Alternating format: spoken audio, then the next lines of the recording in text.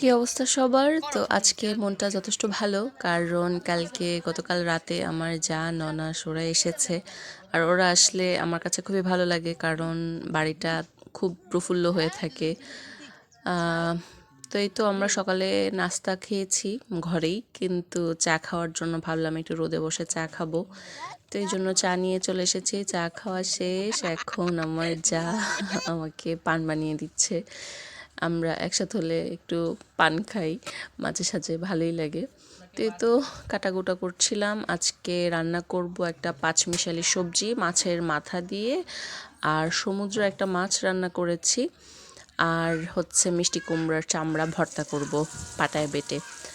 একটু শীতকালে এসব ভর্তা টর্তা দিয়ে ভাত খেতে ভালোই লাগে। আর মাছ মাংস যতই থাকুক না কেন, ভর্তা থাকলে মনে হয় যে এক থাল ভাত নিমেষেই খাওয়া হয়ে যায়। তো এই তো সবজি রান্না করার জন্য আমি প্রথমে 5 ফোড়ন দিয়েছি, এরপর কিছু জিরে তেলের মধ্যে দিয়ে, তেজপাতা তেলের মধ্যে দিয়ে দিয়েছি। তারপর ওগুলো ভালো করে ফোড়ন হওয়ার পর পেঁয়াজ রসুন দিয়েছি। পেঁয়াজ রসুনগুলো ভাজা ভাজা করে বেশ খানিকটা আদা দিয়েছি। যেহেতু অনেকগুলো সবজি রান্না করব, তাই আদাটার পরিমাণও একটু বাড়িয়ে দিয়েছি। তারপর আমি গুঁড়া যত মশলা আছে সব মশলাকে একসাথ করে একটু জল দিয়ে গুলে নিয়েছি, যেন দেওয়ার সাথে সাথে মশলাগুলোতে দাগ লেগে না যায়।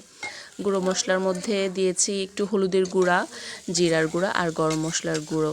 তো এই তো মাছের মাথাটাকে আগেই ভেজে রেখেছিলাম, আর সেটাকে একটু ভেঙে মশলার সাথে আবার ভালো করে একটু কষিয়ে নিয়েছি। তো সব মশলা কষানো হয়ে গেলে যত সবজি কেটে রেখেছিলাম 2 জা মিলে সেই সবজিগুলো দিয়ে দিয়েছি। আর শীতকাল মানেই সবজি, তো আজকে তাই সবজি হচ্ছে।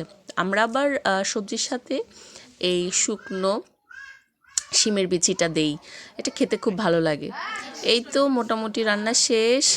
তারপর ভাবলাম ছাদেই খাওয়া দাওয়া হয়ে যাক, যেহেতু অনেক দিন পর সবাই একসাথে হয়েছি।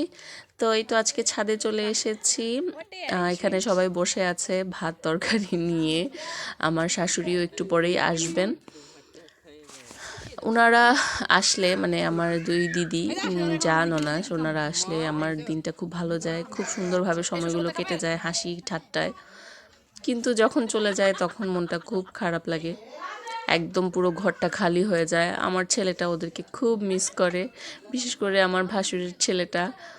ও তো ওর সাথে আমার ছেলে অনেক মিশে, তাই ও যখন চলে যায় তখন ওর মনটাও খুব খারাপ হয়ে যায়।